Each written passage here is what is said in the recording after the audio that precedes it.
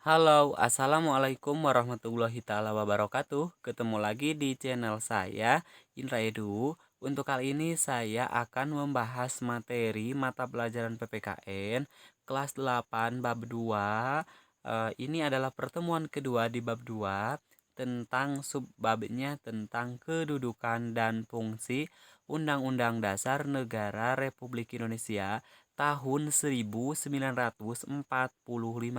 Bagi teman-teman yang belum menonton video saya sebelumnya, khususnya kelas 8 bab 2, silahkan tonton pertemuan pertama atau video pertemuan pertama sebelum melanjutkan video pertemuan kedua di video ini.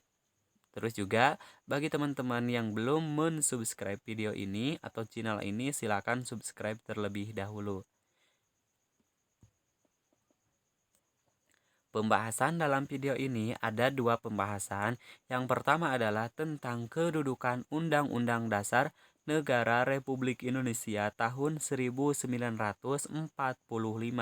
Yang kedua yaitu tentang sifat dan fungsi Undang-Undang Dasar Negara Republik Indonesia tahun 1945. Langsung saja kepada pembahasan yang pertama, yaitu tentang kedudukan Undang-Undang Dasar Negara Republik Indonesia tahun 1945. Di kelas 7, kalian telah mempelajari bagaimana Undang-Undang Dasar Negara Republik Indonesia tahun 1945 disusun dan ditetapkan. Selanjutnya, marilah kita belajar bersama-sama atau pelajari bersama-sama bahwa Undang-Undang Dasar bagi sebuah negara sangatlah penting. Undang-Undang Dasar pada awalnya lahir untuk membatasi kekuasaan raja yang pada waktu itu berkuasa sewenang-wenang. Undang-Undang Dasar diperlukan untuk mengatur hak dan kewajiban penguasa untuk memerintah serta hak dan kewajiban rakyatnya yang diperintah. Undang-Undang Dasar diperlukan untuk mengatur jalannya pemerintahan. Jika suatu negara tidak memiliki undang-undang dasar, dapat dipastikan akan terjadi penindasan terhadap hak asasi manusia. Latar belakang pembuatan undang-undang dasar bagi sebuah negara yang satu berbeda dengan negara yang lainnya. Hal ini dapat disebabkan karena beberapa hal, antara lain diantaranya adalah sejarah yang dialami oleh bangsa yang bersangkutan, terus juga cara memperoleh kemerdekaan bangsanya, situasi dan kondisi pada saat menjelang kemerdekaan bangsanya, dan lain sebagainya. Menurut pendapat Bryce, hal-hal yang menjadi alasan sehingga suatu negara memiliki undang-undang dasar, yang pertama adalah adanya kehendak para warga negara yang bersangkutan agar terjamin hak-haknya dan bertujuan untuk mengatasi tindakan-tindakan para penguasa tersebut. Yang kedua, alasannya yaitu adanya kehendak dari penguasa negara dan atau rakyatnya untuk menjamin agar terdapat pola atau sistem tertentu atas pemerintah negaranya. Yang ketiga, adanya kehendak para pembentuk negara baru tersebut agar terdapat kepastian tentang cara penyelenggaraan ketatanegaraannya. Yang keempat, adanya kehendak dari beberapa negara yang pada mulanya berdiri sendiri untuk menjalin kerjasama. Nah, berdasarkan pendapat tersebut, motivasi adanya Undang-Undang Dasar Negara Republik Indonesia yang sekarang lebih dikenal Undang-Undang Dasar Negara Republik Indonesia tahun 1945 adalah adanya kehendak para pembentuk negara kesatuan Republik Indonesia sesaat setelah proklamasi kemerdekaan Republik Indonesia, tepatnya pada tanggal 18 Agustus 1945. Hal ini dimaksudkan agar terjamin penyelenggaraan ketatanegaraan Negara Kesatuan Republik Indonesia secara pasti atau adanya kepastian hukum seperti pendapat Bryce pada nomor 3 tersebut sehingga stabilitas nasional dapat terwujud. Terwujudnya ketatanegaraan yang pasti dan stabilitas nasional memberi makna bahwa sistem politik tertentu dapat dipertahankan, yaitu sistem politik menurut Undang-Undang Dasar Negara Kesatuan Republik Indonesia tahun 1945.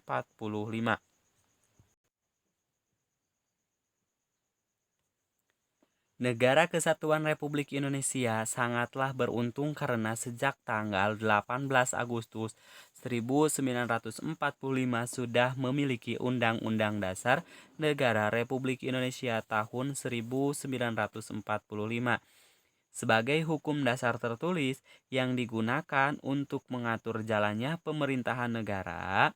Undang-Undang Dasar Negara Republik Indonesia tahun 1945 merupakan norma hukum tertinggi dalam sistem ketatanegaraan Republik Indonesia yang dijadikan dasar untuk penyusunan peraturan perundang-undangan. Yang selanjutnya, Undang-Undang Dasar Negara Republik Indonesia tahun 1945 merupakan sebagian dari hukum dasar, yaitu hukum dasar tertulis. Jadi, Undang-Undang Dasar Negara Kesatuan Republik Indonesia bukanlah satu-satunya hukum dasar. Di samping hukum dasar yang tertulis, masih ada hukum dasar yang tidak tertulis, yaitu aturan-aturan yang timbul dan terpelihara dalam praktik penyelenggaraan negara meskipun tidak tertulis. Hukum dasar tidak tertulis biasa disebut konvensi atau kebiasaan dalam penyelenggaraan ketatanegaraan. Salah satu contoh dari konvensi adalah pidato kenegaraan presiden setiap tanggal 16 Agustus di depan DPR. Negara kita menganut prinsip bahwa konvensi tidak dibenarkan apabila bertentangan dengan Undang-Undang Dasar Negara Republik Indonesia tahun 1945. Konvensi biasanya merupakan peraturan atau aturan-aturan pelengkap atau pengisi kekosongan yang timbul dari praktik penyelenggaraan ketatanegaraan. Sebagai hukum dasar, Undang-Undang Dasar Negara Republik Indonesia tahun 1945 berkedudukan sebagai sumber hukum dan merupakan hukum dasar yang menempati kedudukan tertinggi.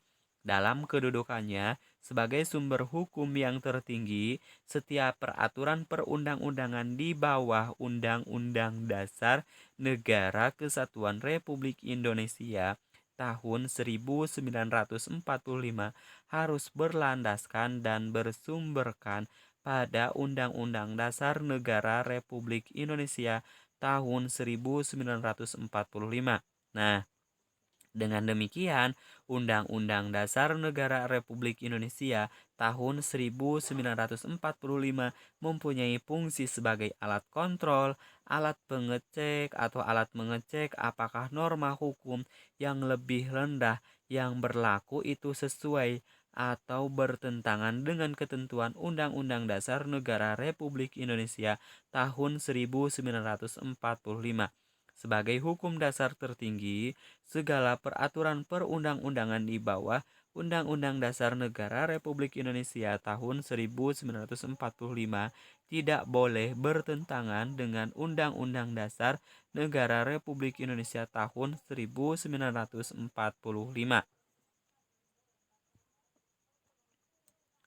Pembahasan yang kedua adalah tentang sifat dan fungsi Undang-Undang Dasar Negara Republik Indonesia tahun 1945.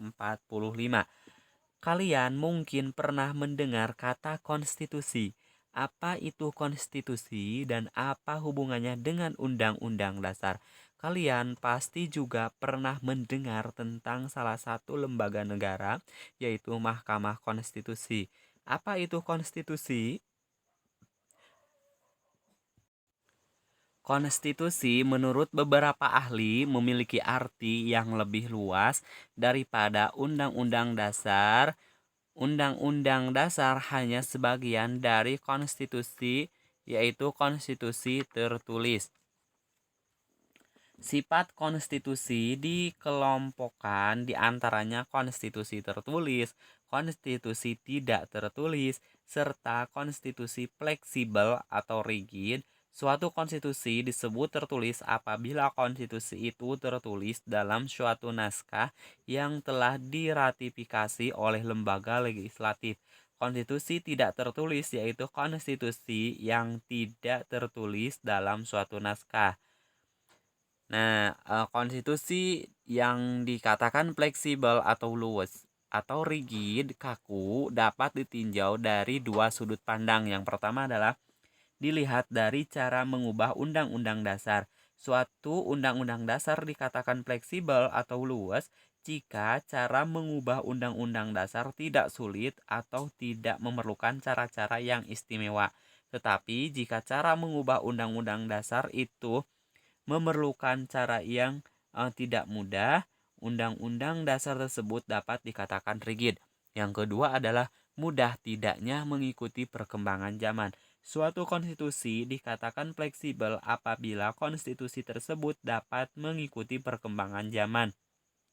Sebaliknya, suatu konstitusi dikatakan rigid apabila tidak dapat mengikuti perkembangan zaman. Nah, pembahasan yang selanjutnya yaitu tentang sifat Undang-Undang Dasar Negara Republik Indonesia tahun 1945. Yang pertama, sifatnya adalah tertulis. Maksud dari sifat tertulis yaitu rumusannya jelas, merupakan suatu hukum yang mengikuti perintah atau pemerintah sebagai penyelenggara negara maupun mengikat bagi setiap warga negara. Yang selanjutnya adalah singkat dan supel. Memuat aturan-aturan yaitu memuat aturan-aturan pokok yang setiap kali harus dikembangkan sesuai dengan perkembangan zaman serta memuat hak-hak asasi manusia. Sifat yang ketiga adalah memuat norma-norma. Memuat norma-norma, aturan-aturan serta ketentuan-ketentuan yang dapat dan harus dilaksanakan secara konstitusional. Yang terakhir adalah hukum yang positif yang tinggi atau hukum positif yang tinggi. Merupakan peraturan hukum positif yang tertinggi juga sebagai alat kontrol terhadap peraturan perundang-undangan yang lebih rendah dalam hierarki setiap hukum Indonesia. Dalam hierarki tertib hukum di Indonesia, ya. Nah, Undang-Undang Dasar bukanlah hukum biasa, melainkan hukum dasar yaitu hukum dasar yang tertulis sebagai hukum dasar. Undang-Undang Dasar Negara Republik Indonesia tahun 1945 merupakan sumber hukum tertulis. Dengan demikian, setiap produk hukum seperti undang-undang, peraturan pemerintah, peraturan presiden, ataupun bahkan setiap tindakan atau kebijakan pemerintah haruslah berlandaskan dan bersumber pada peraturan yang lebih tinggi. Pada hakikatnya, semua peraturan perundang-undangan tersebut harus dapat dipertanggungjawabkan sesuai dengan ketentuan Undang-Undang Dasar Negara Republik Indonesia tahun 1945 dan muaranya adalah Pancasila sebagai sumber dari segala sumber hukum negara. Terdapat di pasal 2 Undang-Undang Nomor 10 Tahun 2004. Dalam kedudukannya yang demikian itu, Undang-Undang Negara Republik Indonesia Undang-Undang Dasar Negara Republik Indonesia tahun 1945 memiliki fungsi. Yang pertama adalah salah satunya sebagai alat kontrol. Undang-Undang Dasar Negara Republik Indonesia tahun 1945 sebagai alat kontrol apakah aturan hukum yang lebih rendah sesuai atau tidak dengan norma hukum yang lebih tinggi, yaitu Undang-Undang Dasar Negara Republik Indonesia tahun 1945. Sedangkan fungsi yang kedua yaitu fungsinya pengatur. Maksud dari fungsi pengatur, Undang-Undang Dasar Negara Republik Indonesia tahun 1945 juga berperan sebagai pengatur bagaimana kekuasaan negara disusun, bagaimana kekuasaan negara dibagi, dan bagaimana kekuasaan negara itu dilaksanakan. Yang terakhir, fungsi dari Undang-Undang Dasar Negara Republik Indonesia tahun 1945 adalah sebagai penentu. Nah, sebagai penentu maksudnya Undang-Undang Dasar Negara Republik Indonesia tahun 1945 juga berfungsi sebagai penentu hak dan kewajiban negara, hak dan kewajiban aparat negara, dan eh, hak hak dan kewajiban warga negara.